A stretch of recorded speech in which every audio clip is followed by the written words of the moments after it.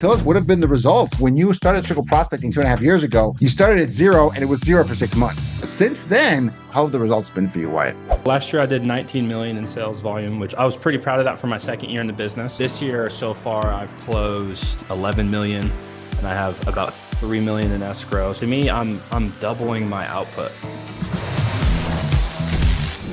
All right, folks, we are back, and I got a really good one for you today. We've got Wyatt Parker out of San Clemente, California. Lovely Southern California. The center of the universe, as I like to call it. Love that area. Wyatt's joining us, and he's here to talk about some really interesting, stuff he's been doing. He not only has an ISA through PowerISA, but he does a really specific kind of prospecting that I like a lot, and that I wish more agents would try, which is circle prospect. But you know what? Wyatt, first things first, why don't you give us a little bit of an intro? Who are you? How'd you get into real estate? And what does your business look like right now? Go for it, Wyatt. Yeah, totally appreciate that. So I've been in real estate now for 2.5 years. So I've lived in Southern California for 5 years. When I first moved here, I didn't really have an SOI. I didn't really know people here. So cold calling was kind of the only way to scale for me at that point. I tried expireds for a little bit and it was kind of like, I don't know. I just didn't want to play that game. So I would just call. Southern Cal, it's tough. In that market, it's really hard. It's really, most of the agents calling are seasoned vets. When I was new, it didn't really make sense for me because I didn't even have the skills to compete with those people in the first place. So what I would do is I know San Clemente specifically pretty well in terms of like the areas and the restaurant. I can talk to the area. So I was just calling in the neighborhoods, just seeing what I could find. And then I happened to, I think it was on the 6th month of Circle, get a really good single story listing through this lady. She was just telling me her pain points, just like a regular call, went over there and got a listing agreement signed. And then from there, things kind of just took off. I was able to leverage open houses while continuing to circle into that neighborhood with having more leverage of a listing.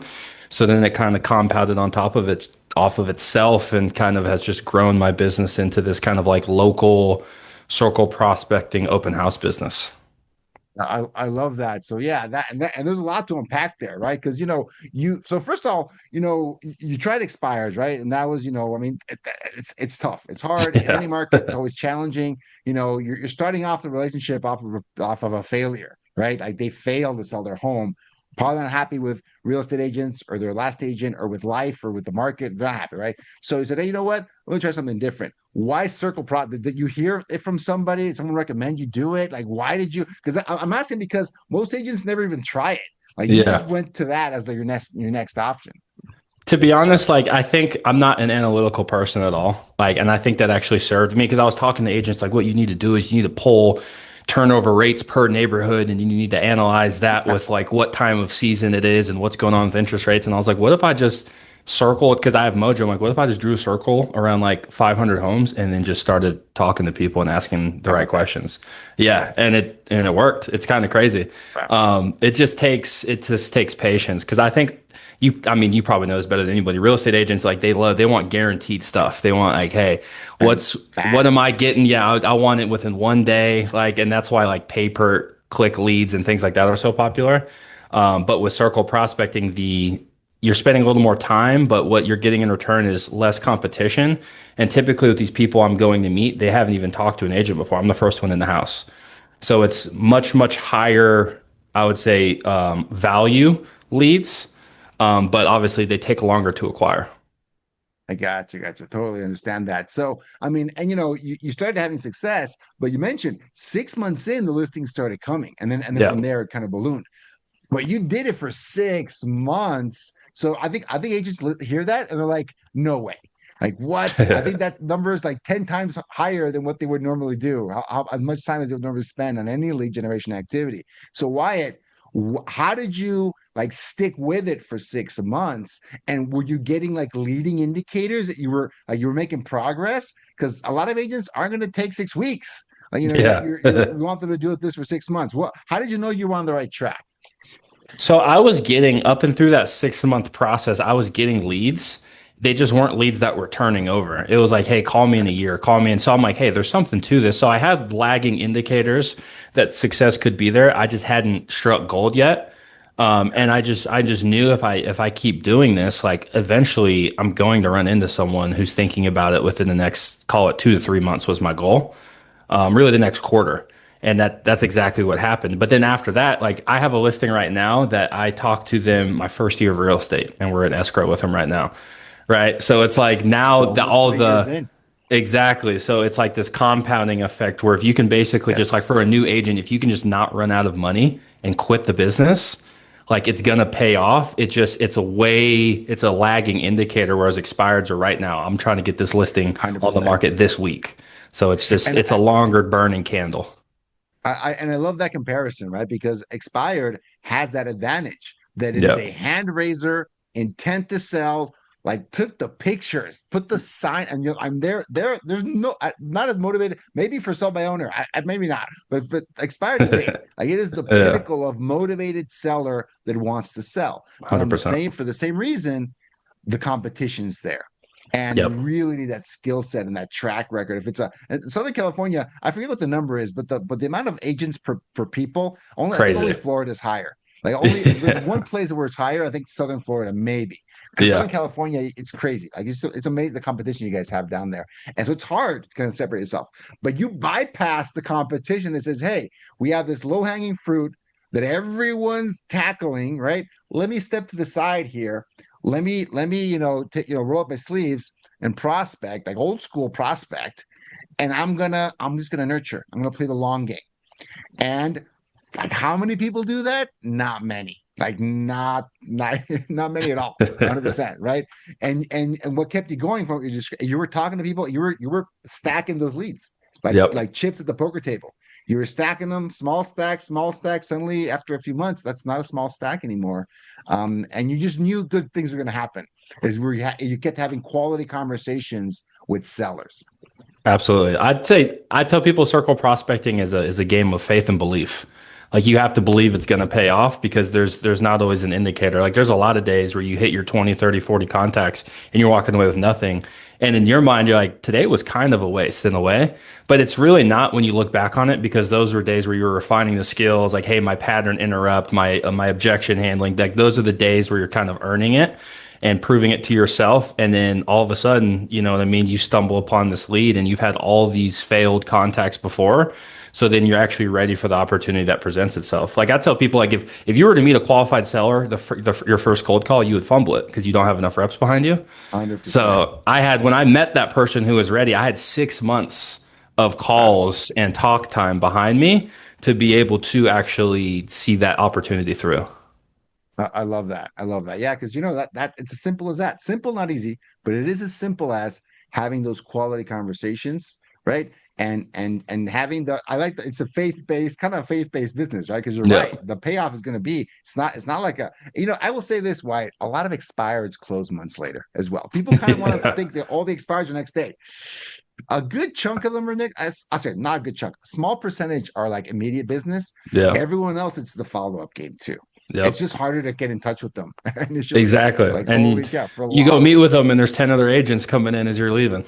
yeah, 100, and then they got the last agent that's like their cousin's refer, like something like Yeah. that, right? Something like that. So, but Circle has that. It's unique in the sense that the people you meet there, and they might just be getting started. There's good and bad to that. They're going to take longer. It's true, Yep. but they also don't have 10 agents knocking on their door, right? Exactly. Like and just you're competing for them, right? Or they're coming from Zillow where they're going to want 40% of the Yeah. back end because they made the intro. They're like, that's Exactly. what it's worth, right? So I look at it Exactly. that way. Like you're rolling up your sleeves and you're generating the leads. And if you were to hand them off, that's 30, 40, 50% of the commission if you were to give them to somebody else, right? Because that's what Absolutely. that's worth.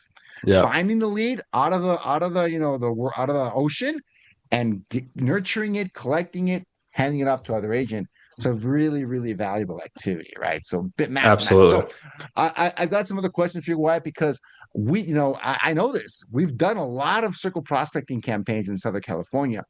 It probably is one of the hardest places to do it. And the Yeah. main reason we've seen is that the contact rate's really low Yep. because, you know, price points there are pretty good compared to the whole country. Lots, very high density area. There's a lot of people living there. You guys get bombarded with calls and ads and billboards and everything. Southern Yep. California is like, like there's everything. Everything's just to the next level in a lot of respects, right? The freeways are bigger and there's more people and the stadiums are bigger and everything's bigger. So the advertising is bigger and there's more of it, right? So how did you like balance that out? Was that ever an issue for you? Like getting enough people to talk to every single day? Because if you don't have, like you said, you don't have those 20 contacts a day, it's going to be tough to make progress. Yeah, for sure. I think the biggest thing is the list. For me, there's some lists. I know the areas of my city pretty well at this point because I've done so many dials that it's like I know, hey, if I call this list, I'm gonna need to be a little more. I need like 4 hours to maybe to get the 20, 30 contacts because the answer Wow. rate's so much lower. Got But it. maybe this is the area I want to be in, right? Or I call this other list that's in another neighborhood and I might get 7 to 10 an hour, but it's more like condos, it's not as many single families. So for me, on my experience, it's really come off the list. Like I just know at this point which areas have higher pickup rates than others. And it's really just about how much time do I have and what areas do I want to work? Because that's one thing we didn't really talk about is what's beautiful about circle prospecting is you can kind of in a way choose where you're going to work. Love You that. could you can That's pick the true. neighborhood, you can pick the area, right? Obviously, you still have to convert the lead there or find someone there, but you can focus in on those specific areas and just become an expert in like let's say like 5 different neighborhoods, and you just know those neighborhoods. And then when you call in, it's like, hey, I can drive there in 5 minutes, whereas expireds or FISBOs or something like that, you're going all around the county basically.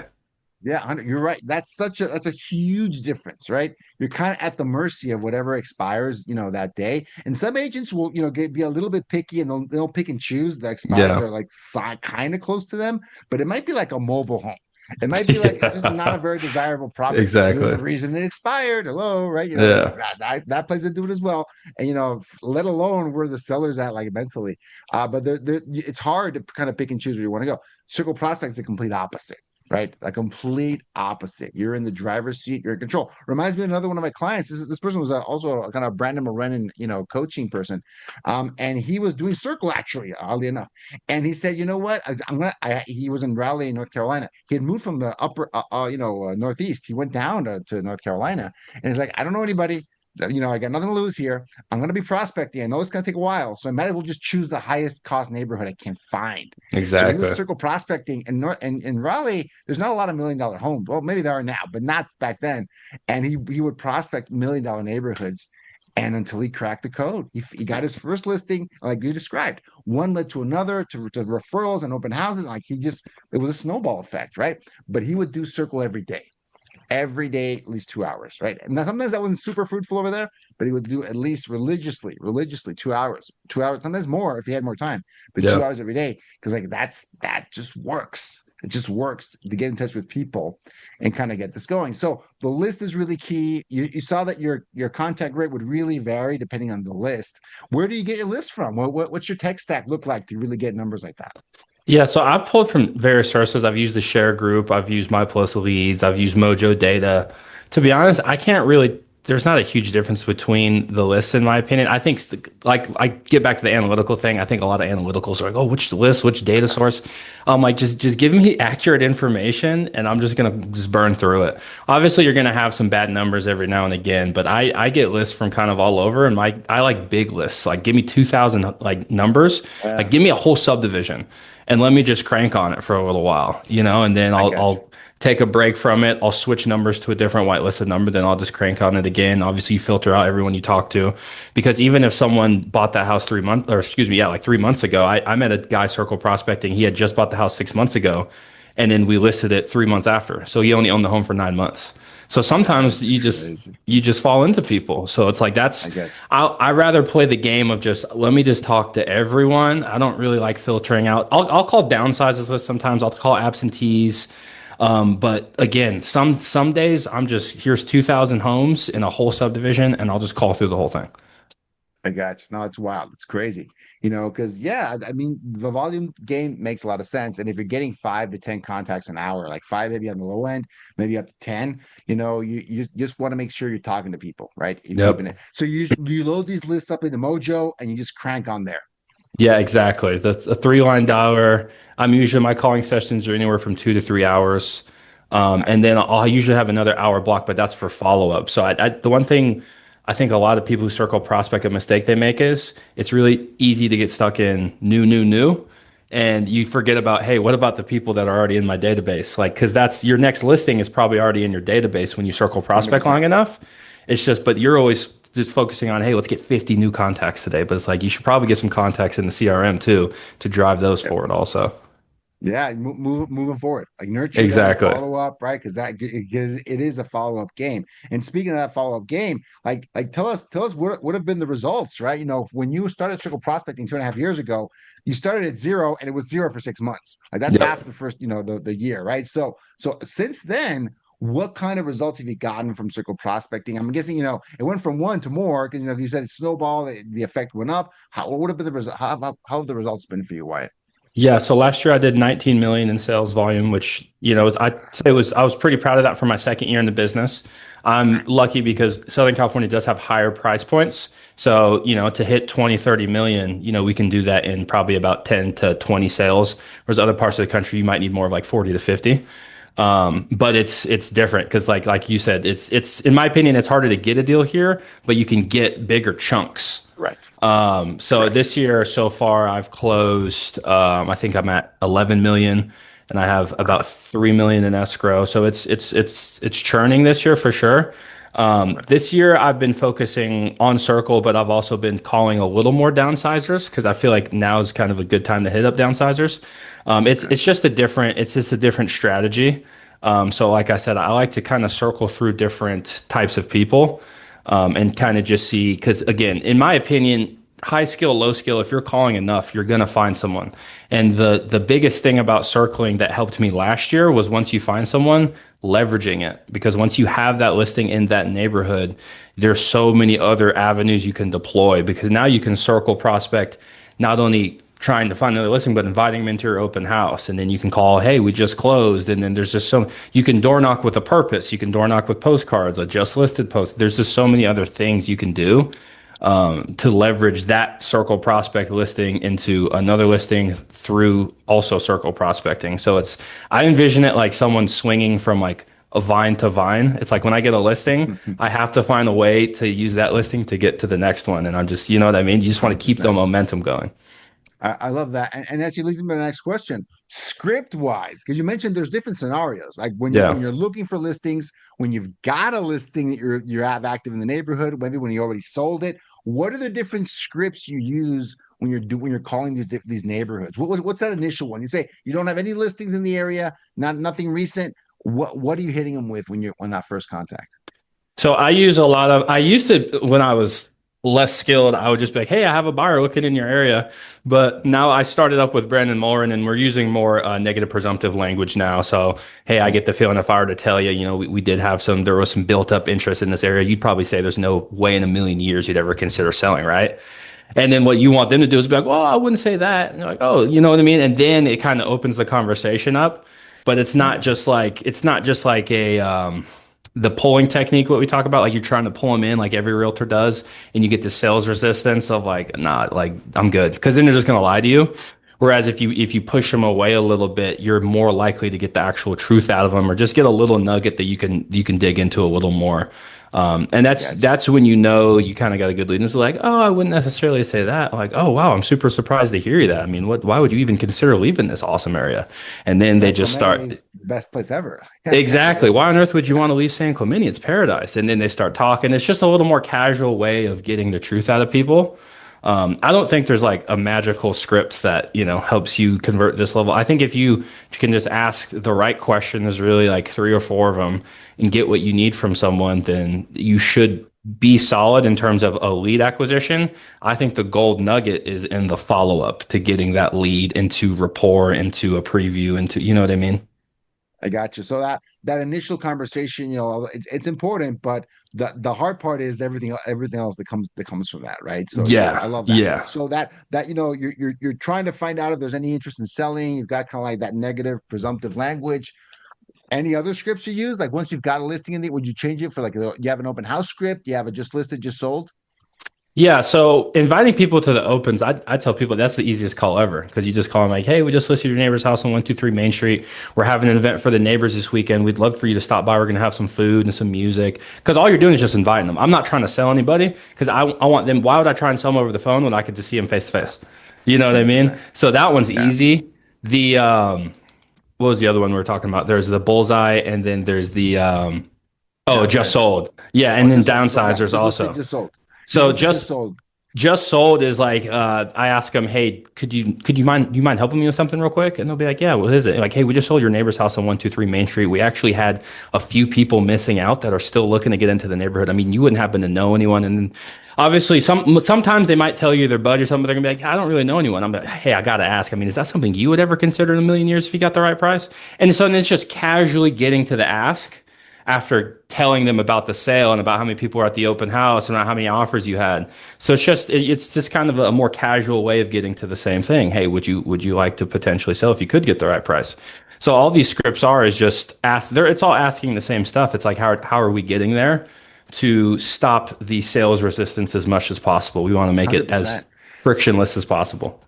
Absolutely, and words matter, right? The way Yeah. you ask those questions matter because, like I said, you're in one of the most highly sought after marketing saturated markets on Yeah. earth. Like, just being honest with you, like that's just you're 100%. it. Like LA, Orange County, LA County, San Diego County, like that's it. It's like One it's thing like I'll one thing I'll kind of argue with that, which is nice, is it is so there's so much competition and so many people are salesy here that when you take the different approach and you're less mm, salesy, you become so much more attractive to yeah, people because like finally a realtor is not just like a car salesman. You know what I mean? yeah, Um, 100%. and The it's the it's the consumer yeah savvy.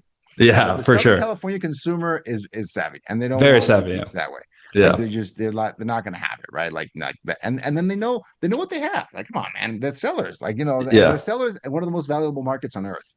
Like, they know what they have, right? So exactly. you're not just going to kind of squeeze in, kind of weasel yourself in there, right? No, they want to work with Yeah, someone they like, someone they have yeah, a connection with. Like, they're a at hundred that level. They percent. can choose. They can pick and choose. So yeah, 100%. All great. All those reasons are great reasons to make it relationship based, right? Yep. Relationship based. But you described a really important point. That circle, that initial contact is like the first step in a long journey, right? It's not the game. Like with expires, you can argue that, man, that first call is so key. That's Yep. just it's a battle. You got to just outwit them and maneuver them from the get go. And I think circle is really different from that. I also think that's a reason that an ISA can really help with Yeah. circle prospect, because you don't have to be the 10-year veteran, super skilled agent to have just a real conversation with someone to just get an introduction, right? So Wyatt, how did you get into the whole ISA thing, and how's that gone for you? Tell me. Yeah, so I was kind of thinking that like, I'm making these calls. If I had an ISA also doing this, you know what I mean? I'm doubling the output, and it's what's nice with you just said about circles. A lot of times when you circle someone and they say, hey, call me in 6 months, they're not even going to remember you. Where they're going to remember you is through the follow-up. So if my ISA calls them and just they say they're even halfway interested in selling and I call them back, they don't know who my ISA is, they don't know who I am. But to me, that's a good thing because then it's kind of like a fresh start and I just got a hand raiser from my ISA to let me do my thing. 100%. So it's like having an extra set of prospecting hands to meet more people because like we were just talking about the first call is not that big of a deal on circle prospect. All I need to Not know really. is if they're even thinking about selling. That's it. If you can get me that answer, we're good because I can do the rest. I can go knock them. I can see the comps in their neighborhood. I can call them again. They're not going to remember our names anyway because it was 6 months ago. They probably gotten 80 calls since then. Yeah. And so it's all you need is just a hand raise. That's it. Whereas expired, you got to overcome all 100%. these objections, the commission objection. What are you going to do differently to sell my house? You're not getting any of that on a circle prospecting call. It's either I'm interested, 100%. I'm considering it, or no, I'm going to die here. That's about it. 100%. I love that, right? Because yeah, it's so true. It's so true. It's just making that initial connection, and just like you said, are they even remotely interested? Would you Yeah, want to move in a million years, right? Well, okay, that is someone we're talking to, like someone that's like exactly. not sure about not moving. I mean, this probably. I mean, you want to die here, right? Like, Yeah. taking it to the extreme. You're probably gonna die here. I mean, let's be honest. Well, no, not really. Okay, well, let's have a conversation about that, and, Exactly. and then and then the ISA hands it off to you, and you then take the work to build the rapport. You might do a face to face. You might do something else in the process of converting them into an actual listing. And the Exactly. craziest thing, Wyatt, is that most lead sources are that way. But like you said, it's just more skill at the beginning, maybe with expires and FISBO, you can for Yep. sure. But then that other game is the same. Like it's gonna be Yep. it's gonna be, that follow-up game is gonna be so important, building that rapport, making that connection. But it's just the added bonus of not having another 10 agents, that they're in contact with, Yeah. not having all that struggle to even get through to them because 50 people are calling them an hour, 50 an Yeah. hour, and which can happen in Southern California. So you've got all these other obstacles removed. But even then, I think the game is really similar. Internet leads, also one of my favorites. Like, man, people want to do internet leads. Like most of them are year out on Yeah. average, Yep. 12 to 18 months. I know a lot of agents want to ignore that. They don't think that's true. Look at the math on it, right? Yeah. 12 to 18 months on average. You're going to get some home runs for sure. You can. But most of them are going to be like 12 to 18 months out, right? Absolutely. Google pay-per-click and Facebook. Primarily, those are going to be 12 to 18 months out. And you Yep. got to have that strong intro. You got to have that follow-up game. Circle, in my opinion, is just a way more efficient, higher ROI way to do it. Like a much higher ROI. Like we're talking about like how much you have to spend. You still have to make the calls anyway, right? Whether you're calling the internet leads or not, you're just kind of tricking yourself into thinking, oh, these people are ready to go. 1% are going to be ready to go in the next month or year, right? Like that's it. That's the math. Exactly. Right? So yeah, it's crazy. So Wyatt, speaking of numbers, right? Like, we're talking about you want to incorporate an ISA, and you're a student of Brandon Mulrennan. I know he's a numbers guy. Yeah. What do your numbers look like? Like before you got the ISA in, what did your numbers look like? And what was the goal for your ISA, like numbers wise? Yeah. So 20 contacts a day, so call 100 contacts a week. When I first got my ISA, my goal was to just, hey, let's just double these. But now he's getting 40 to 50 contacts a day. So he's getting way more contacts than me because obviously I have to go on the appointments, stuff like that, but he can just call all day long. So now I'm getting all of these leads in my bucket. And I think we've been together 6 months and he's already gotten me an appointment for a property that's like 1.2, 1.3. So like a really healthy price point. He got me another lead last week in a really good area that's around like 900,000. I'm working on setting an appointment with her through follow up. So he's getting me just all these opportunities in my bucket that are adding to what I'm accruing to.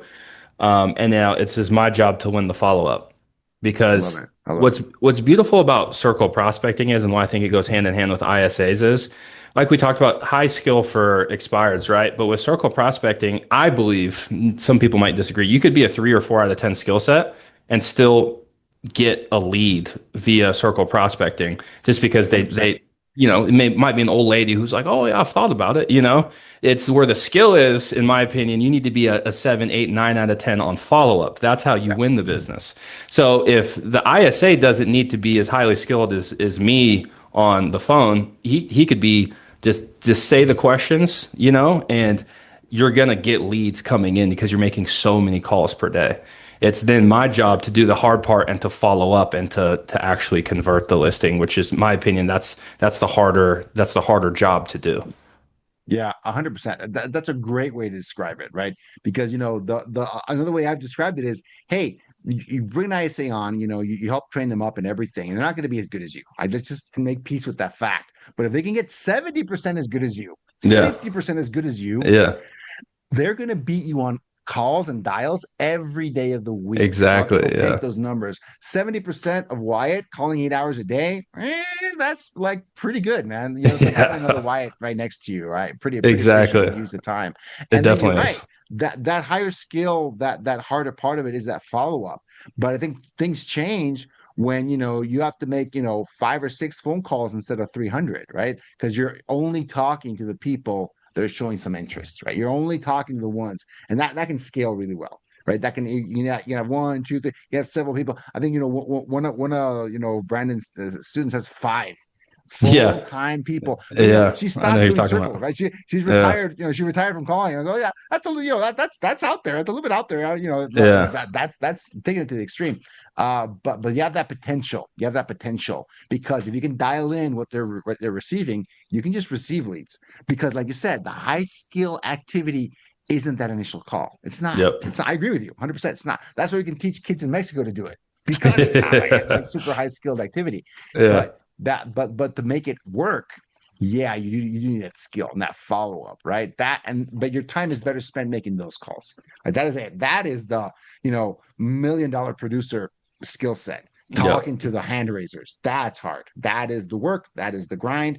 And like you said, a lot of agents, they can get so busy collecting new people, like, hey, don't forget to call the 2,000 people that are already in your CRM for the last Yeah, couple of years. Like there's a exactly. ton of people in there too, and there's a lot of business there. Don't get enamored with the new conversation. That's easier, right? It No, no, no, is. no. Gotta have that next. Gotta ask, Charlene over here on down Main Street, the next question. Like, what's the next question to move her along in the process, right? So, man, I 100% believe in that. But that feeder model, like the ISA feeding you the prospects, Yeah. very efficient model, and a great use of your time. I think it's a great use of your time, and that's exactly what you should be kind of focusing on if you want to make it work, right? So it looks like you've had a really productive experience with the ISA. They're already because you took you 6 months to really start seeing production from zero production to Exactly. like solid leads coming in. Takes several months, right? That's so they're at that stage where they're starting to produce really, really solid leads for you that are actionable, and that's great. Getting a couple of $1 million listings, would not be bad, from Yeah. ISA activity. Plus everyone that's in the pipeline. How many people would you ballpark? How many people have they added to your pipeline? Not contacts, but actual leads. I would say since we started, I think we're on month 6 or 7. I think we started in like January. Yeah, so call it month 7. He's gotten me about 7. So about, I'd say one a month, which is really, really Solid, good. solid prospects. I Yeah, and love that. I'm I love starting that. to see him get better over time because he's getting those thousands of contacts under him too. So I'm starting to see him get more comfortable over time too. Because in the beginning, we were doing like the buyer script, and then I was like, hey, I'm gonna kind of take a risk here. I'm gonna try and teach him the negative presumptive language, because it's hard to get down. There's a learning curve. There was a learning curve for Yeah, me. So I'm like, I know there's gonna be a it's learning not curve for you too. intuitive, man. It sounds good. Exactly. Like, what's Exactly. So I just told him, I was like, I don't need 5 leads from you every week because it took me to get 6 months to get my first listing, So like, I don't expect you to get me a listing in 2 weeks. So he's just getting it down. And now we're starting to see higher quality leads come in. And it's kind of just compounding, just like anything. I feel like that's the game of calling in real estate is the more time you put in, the better and better you get, the more confident you get, and everything starts to compound over time. And I think 6 months is really like the golden threshold, in my opinion, if you're really being consistent with something. I got you. 6, 7 months, 7 people already in the pipeline, like solid sellers. Man, if you can get those deals to fruition, that's gonna be amazing. Like that's a really, really good, a result from that, right? I love it. So Wyatt, when people watching this, they're either watching this for one or two reasons. They're really interested in Circle, like the whole prospecting concept, that's awesome, or they're interested in ISA, and hopefully they're interested in both. If someone's on the fence about trying either circle prospecting or even hiring an ISA to help them with circle prospecting, what would you say to them? What encouragement would you give them from your end of the spectrum? I would start with both. If I could go back over and start over again, I would start the second I started circling, I would also do it with an ISA because to me, I'm doubling my output. Because it's like, well, if circle prospecting is truly a numbers game of how many people can you talk to, what's it costing you to not have that extra person doing it with you? Because like if the 1.2 lead that my ISA got me, right? That's like a $25,000 commission. It's like, what did it cost me to not have an ISA calling? Do you know what I mean? It actually cost me $25,000 if you do it backwards. So to me, I would start from the beginning and just as you get more successful, start to scale. Then you start to get a second ISA or a third ISA, and then it's just you build up this calling army. But if it's feasible, I would start with at least one, and then just both of you guys are calling into the areas you want to be, and that's because again, it's a numbers game. How many contacts can we hit until we finally strike gold? I love it. Awesome. Wyatt, man, this has been a pure joy. Because I love talking to practitioners, people that are really good at what they're doing, and I can tell, you're really good at what you do, and it's a really awesome, type of prospecting that I wish more people would give a shot at, right? Because you can make it work in Southern California, man, it can work anywhere. Like, it's one of the hardest markets to make it work. So kudos to you for the persistence and sticking with it. right? A lot of agents would not have had that faith and that confidence, and making sure that it would happen. But you're there, and you're 2.5 years in, just an amazing producer. So congratulations, Wyatt, and thanks for jumping on the show. Yeah, appreciate you. Appreciate you having me, Gus.